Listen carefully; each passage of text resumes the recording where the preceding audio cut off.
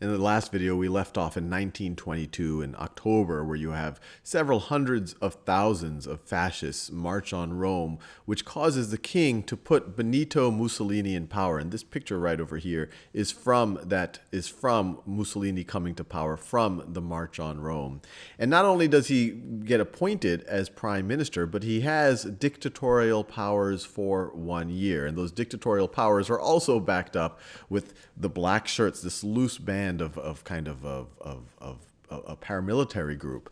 And so he uses his powers and the fact that he has this his own force, so to speak, to continue to just secure more and more power under him over the next few years. By 1923, he makes the black shirts become part of become a formal national militia, essentially the volunteer militia for national security. And in Italian, the acronym is the MVSN. So the black shirts become formalized as the MVSN. He also gets Parliament, or gets the legislature, to pass what's known as the Acerbo Law, or Acerbo Law. I'm sure I'm mispronouncing it. Acerbo Law. And this is an interesting one, because this is a law that allowed whichever majority party, as long as that majority, or I should say majority party, whatever the largest party in the deputy of ministers, whatever the largest party in Parliament is, that party, as long as they get more than 25% of the vote, they will get 2/3 of the seats in Parliament. And this is strange, because traditionally in a parliamentary system, if you got, even let's say you were the largest party and you got 26% of the vote, you still would not have enough seats to govern properly. You would have to form a coalition with several other parties so that you could essentially form a government. But this is saying that whoever gets the plurality of votes, who gets the most votes without necessarily being a majority, they will by default become a majority. And you can imagine why the fascists wanted this to happen. They felt that they could get 25% of the votes, maybe through popular support, but also with the help of the coercive tactics of the black shirts, and then that would give them stronger control in the legislature. Now, the big question is why would the legislature pass this? Because at this point, the fascists were not the dominant party. They did not have a majority in the legislature. In fact, this is why they wanted to pass the law, because they didn't have a majority. And once again, it's one of those questions of history. Some would say that there was actually, people were enamored with the fascists. They were enamored with Mussolini. They were eager to have strong leadership. They didn't want this government of coalitions. They wanted one government to be able to take action. And on the other side, when the votes were happening, you actually had black shirts in the room. So one argument is that there was also an element of pure intimidation. But needless to say, the Acerbo Law, or Acerbo Law, actually passed. But there's an irony here, because it was unnecessary. In 1924, when you actually have elections, you have the fascists getting 2/3 of the vote. Fascists get 2/3 of the vote. Now, many today and many in Italy at the time felt that this was a fraudulent election. They felt that the reason why the fascists were able to get so many votes is that because they were able to intimidate folks, they were able to commit fraud during the election, that they were able to kind of throw other votes out.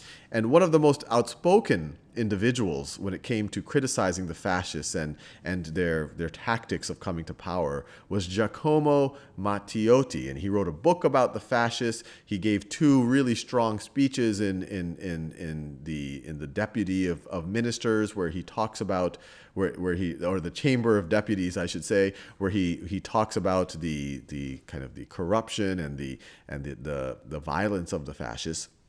And a few days after giving those speeches, he gets killed by black shirts. So he gets actually quite violently murdered by black shirts. And this puts this puts Mussolini in, at least initially, a bit of a bind. He doesn't want to look like a thug, someone who goes out and just murders people. It's not clear that Mussolini was involved in this in any way, but his followers had committed this act. And to protest against the murder of Giacomo Matteotti, you actually have the entire Socialist Party boycotts Parliament. And this is known as the Aventine Secession, or at least the 20th century Aventine Secession. Aventine Secession. It's called the Aventine Secession because if you go back to Roman times 2,500 years ago, you had the plebeians secede out of protest from harsh rule, and they go to the Aventine Hill. And so it was named after that same idea. And the whole reason why the socialists did this is they hoped that by boycotting Parliament, that would convince the king to get rid of Benito Mussolini. And Mussolini, at the same time, he's also in a bind. He doesn't know quite what to do. And on top of all of this, the black shirts are telling him, look, if you don't take control of the situation, if you don't become a strong ruler, we're going to do it without you. We might even overthrow you, Mr. Mussolini. And so in 1925, early 1925, Mussolini makes his famous January speech. 1925. His famous January speech. And this is normally viewed as the formal start of his absolute dictatorship. In this, Mussolini, instead of the Aventine Secession somehow undermining Mussolini's power, because the king did not dismiss Mussolini, it actually strengthened Mussolini's power. He used that as a pretext. He said, look, all of these deputies, they've decided not to show up at Parliament. They've essentially given up their seats, and he bans the Italian Socialist Party. He embraces the black shirts. He takes responsibility for them. He doesn't take responsibility directly for Giacomo Matteotti's murder, but he takes responsibility for the black shirts. And he gives, in kind of classic Mussolini style, a somewhat convoluted argument about how strength and violence is going to give stability to the Italian people. Obviously, he's an amazing orator. He's very charismatic. And this essentially gives him the control he needs. And by the end of 1925, you have the Christmas Eve law that's passed by Parliament that essentially puts no checks on Mussolini's power. And as you go then into 1926, they more and more, the fascists under Mussolini, take absolute control, absolute power of Italy, banning. So 1926, they're banning other parties. So other parties are banned.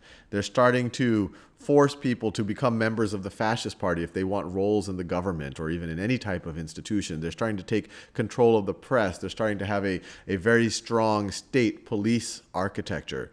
And if this looks familiar based on what we studied about the Nazis, it's not a coincidence. Hitler was he admired Mussolini. In fact, Mussolini's March on Rome inspired Hitler to attempt his beer hall putsch in 1922 or in 1923.